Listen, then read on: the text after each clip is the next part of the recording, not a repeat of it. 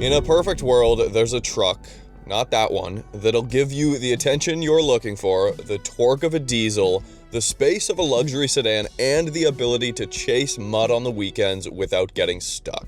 Here's the 2026 Silverado EV Trail Boss, and it should get close, but last time someone called me a boss, it was just a mask for the gaslighting that followed. All right, so this is what 20% chance of rain looks like. 725 horsepower, 765 pound-feet of torque. So the Sierra EV Denali I drove max range had 760 horsepower as opposed to 725. So it's not a huge loss, and you can still get this with the extended range battery, which we'll get to a little bit later, and you only lose about 100 horsepower, which sounds like a lot. It really does on paper, but in a vehicle that weighs about 9,000 pounds, it's not a huge deal. EV torque, as you guys know, is just so instantaneous, smooth, it's so easy to live with, and even in the lazy kind of eco-tuned throttle calibration here, there's so much torque. There's torque all the time, but got a few drive modes here. My mode allows you, of course, to adjust your steering weight. Tour, normal, sport, gets really light in tour. Acceleration feel, motor sound. What does sport sound like? Not obnoxious, and actually, okay, let's slow down. Before we do the launch, I just need to feel what the torque steer is like, or if there's any. Oh yeah, it's still there. I drove the Sierra EV, and the torque steer was insane. It just, you see it there, even on this, it is a little bit of a rough road, but you saw it right there. It's kind of moving around there, pulling to the right, to the left, and we are in relaxed throttle with not even close to the full level of power deployed. And for your own sanity and peace of mind, both on and off-road, visibility is paramount. So that's exactly why I've been using the Wolfbox G900 Tri-Pro. It's a 3-camera dashcam setup using an integrated rear view mirror. That one is a 4K front-facing camera using Sony Starbus 2 image sensors. In the rear is a 2.5K rear-facing camera, but here's the kicker, you guys. Out front, there is a 1080p bumper camera to catch that last blind spot. Both that camera and the rear-facing camera are IP67 certified, dust and water resistant. So here's where my head's at. Let's go off-roading. Instead of craning your neck out the window to see if you're gonna hit that rock or worse, an animal, it just shows up here with the other cameras on the rear view mirror. You can switch between these camera feeds on the fly. It's been super easy without taking my eyes off the road. And then if you want to share those clips either on social media or, I don't know, to your insurance company after a hit and run, you can do that with the Wolfbox app wirelessly using 5.8 gigahertz Wi-Fi connecting to the rear view mirror. That's 4 times as quick as your traditional download speed. Over the past few weeks I've been using this setup, all the clips have come out really crisp and clear, and that's because they're all using HDR technology, just balancing out the dark spots and bright spots in the image.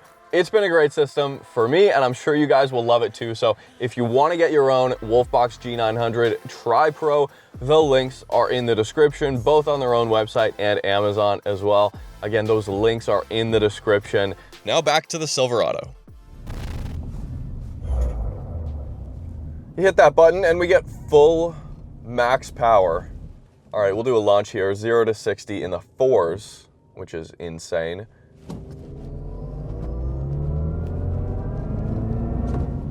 Wow.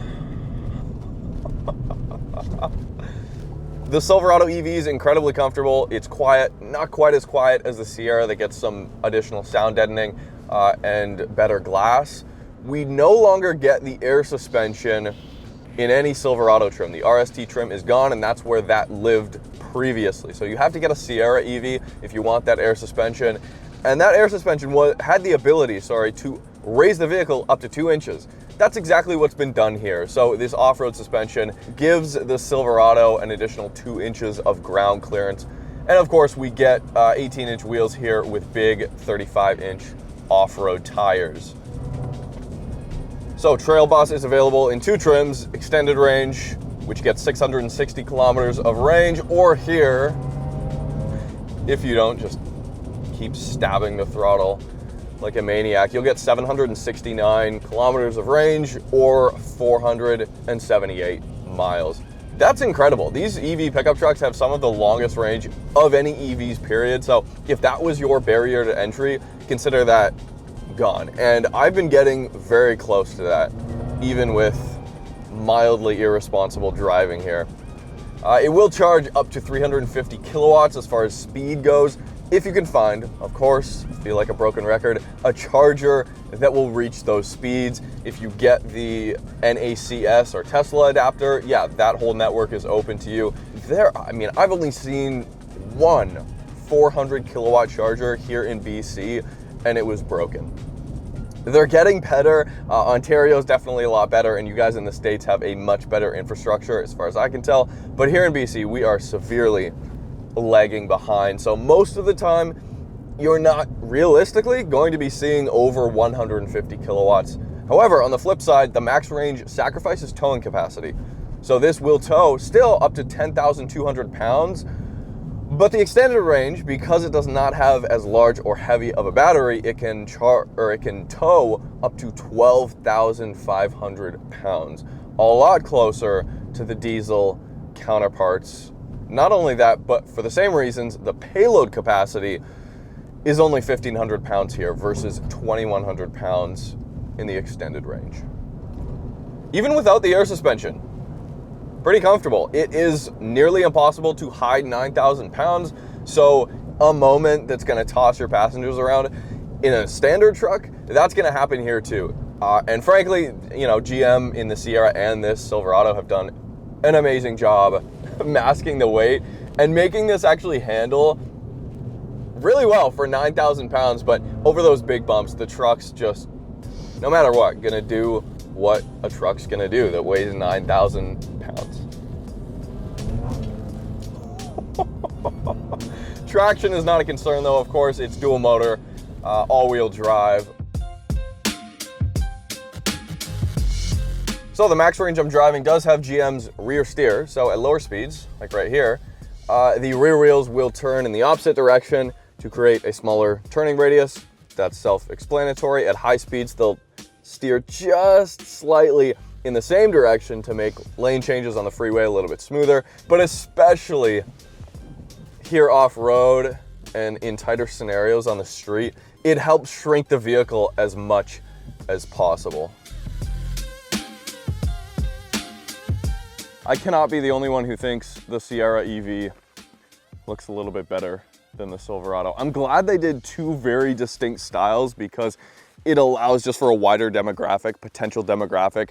But the Silverado is definitely leaning into the EV heavy design. Not only that, but this is effectively, if you look over the corner there, this is a throwback to the Avalanche, for better or worse. That's always been the style choice when you compare the Silverado to the Sierra, so there's nothing really new there. 2 additional inches of ground clearance, although of course with an EV you have a massive battery. So these running boards here, fixed running boards of course, they're not that high off the ground.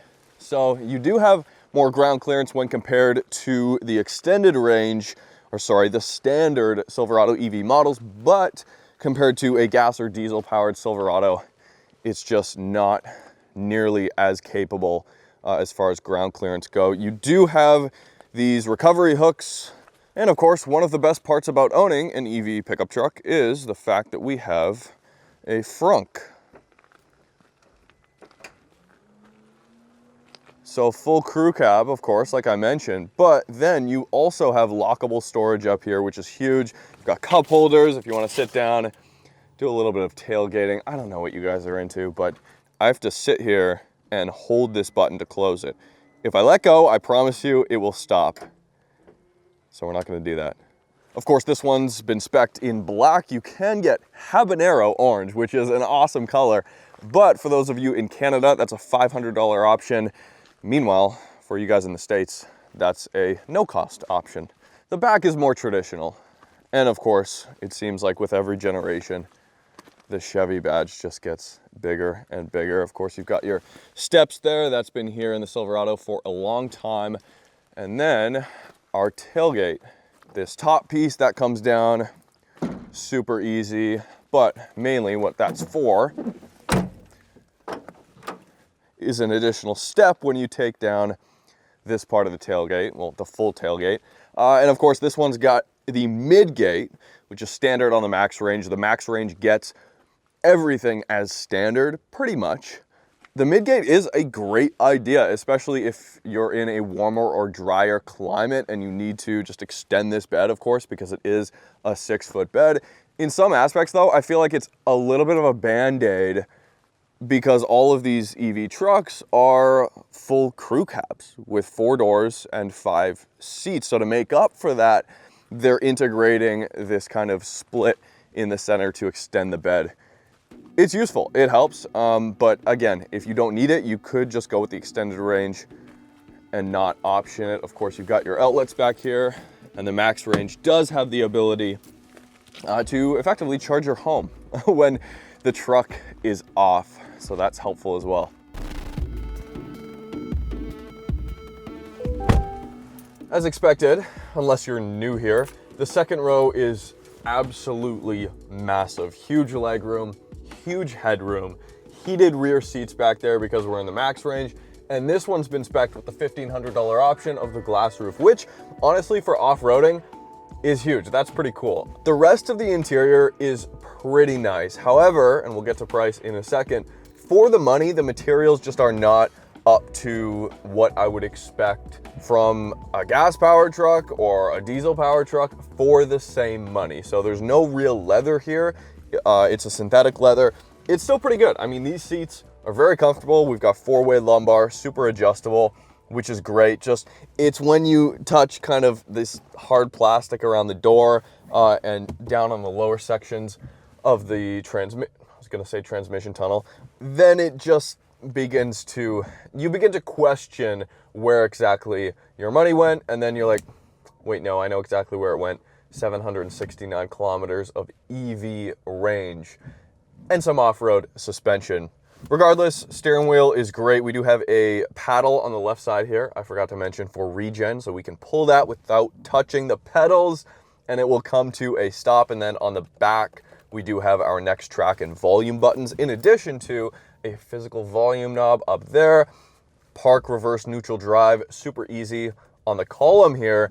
And the Sierra is a little bit different to the Silverado when it comes to interior layout. This has a large horizontal screen, where in the Sierra we had a vertical screen that was able to be customized a little bit more, whereas here it's not as customizable. And while we still do have physical climate controls, thank you, GM, that's awesome, the infotainment is just, it takes a while to get used to, and it's not as intuitive as you might hope. This one's got a 360 camera, which does not take up enough of the screen. Come on, Nissan got this right in the Armada and the QX80, I believe it was, where it spans the entire screen. It's a little bit comical. The cameras here are fine, and we do have one specifically for the bed, which is pretty cool. You can change what we're looking at though, trip info, map, of course, built-in Google Maps, because this is a Google-based system that shows up here, easy enough to use. However, the top corners of the screen are cut off by the steering wheel. I can't see the top corners of the screen. I've got to kind of poke my head around. And yes, if you're wondering, my seat is in its very lowest position. Android Auto and Apple CarPlay. You can't get them here. And GM's built-in system, while Maps works great, the integration of Spotify is here. However, let's use that as an example. Let's say I have a passenger in the vehicle and they want to bump their own playlist. Hey, Marcus, I just made this sweet playlist. We should listen to that right now. Well, we're on the freeway. How do we do that? Well, we can't, because you cannot log into a new Spotify profile while driving. So scratch that idea. And another example, if I want WhatsApp messages coming at me while I'm driving, that's not possible. The app is not here, and the integration, of course, via phone integration has been axed by GM. That might be a deal breaker for you. The amount of space in here is huge. Not only the second row, like I mentioned, but we've got 2 cup holders with these kind of grips there that make it very easy to keep your drinks in the same place. Off-road, we've got wireless charging down there, 2 USB-C ports, and then a fairly large center console. There's our NACS adapter, and then you can slide this forward and back to reveal even more space. Physical buttons for our lane keep assist, and of course the frunk and the electronic tailgate release. We've got our trailer brake controller right there, and memory seating positions. All right, we're on the trail now. That off-road suspension has been tuned specifically, well, for off-roading. So there is some protection under there, but that's mainly specifically for the battery. There's no giant steel skid plates or anything like that. So, of course, we've got that crab walk function, which is pretty useless in most scenarios. But hey, oh, it's got like an intro to it. It's pretty cool. GM's branding department putting in work. It would actually, I could see it becoming useful in certain off-roading scenarios. Now, in addition to that, we have terrain mode, which is specific to the Trail Boss. And the rear steer is now able to turn more to allow tighter maneuverability. And it's making this a lot easier. And another thing you may be wondering about is articulation. So it is really moving that torque around.